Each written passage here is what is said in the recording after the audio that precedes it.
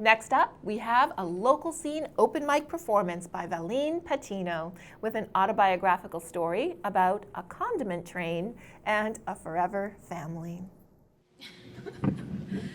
So this story is about the first time that I met my forever family.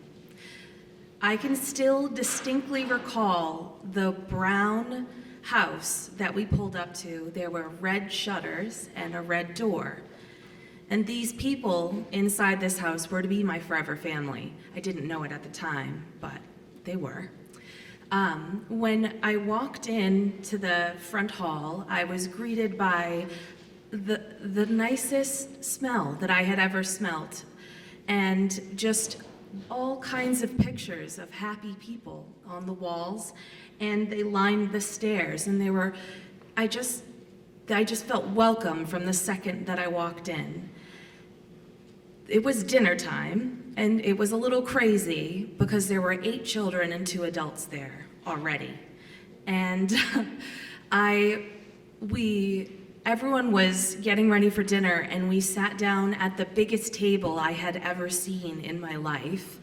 And everyone sat, and there were benches, and in the center of the table was a Lazy Susan, and on it was every condiment that you could imagine. And as we were eating dinner, people would say, "Could you please pass the ketchup?" And then it would be like a condiment train. Like everyone would just pass the ketchup, and then they would say, "Oh, thank you." And then someone else would say, "Oh, could you please pass the mustard?" And so then the person would pass the mustard. It was just amazing, and it's still very vivid in my mind. What I didn't know at that time was this was my first visit, but this was my mother's plan. She had met me a year ago and saw me at a foster group meeting, because foster parents, I don't know if you knew this, but they all get together and they kind of commiserate. It's like a support group for people who help children, because sometimes children who are in foster care ask for love in very unloving ways. And so it's just good to have a group, right?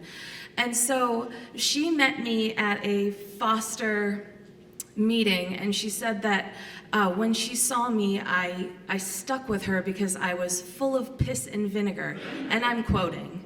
And I refused to, she just said that I had like a sad look on my face, but like a ramrod straight spine that she just couldn't stop thinking about for weeks after she saw me. And so she started asking around, "Do you know who this girl is? I really would like to have her." I know that sounds weird, but that's what she said. She said, I just kept asking and asking and asking. Now, my biological family disintegrated. What I say disintegrated because that's an eloquent way of saying it just completely imploded. My birth parents were not a good pair. My birth father was 50 and my birth mother was in her early 20s. We were his third family, and so things just weren't great. So she left, and she left my brother and I in the care of our father.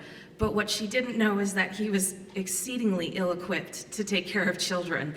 And so it wasn't too long until DCF, back then DSS, came and took us away from him because we were not being taken care of at all. So, this often happened in the 80s as well. Biological siblings get separated. So I was bounced from like 13 families in the short span of a couple of years, and my brother I hadn't seen in a very long time. And I ended up at a hospital for children because I was, I just had a rough time. And so it just so happened that this meeting that I thought was the first time was not the first time. And these people became my forever family, and I'm ever grateful for them. But it just seems like it was all serendipity, but it wasn't. It was careful planning on my mother's part. And so I'm ever grateful to them. And they're wonderful people. There are 12 of us all together, and we still do a condiment train at dinner every night. Thank you.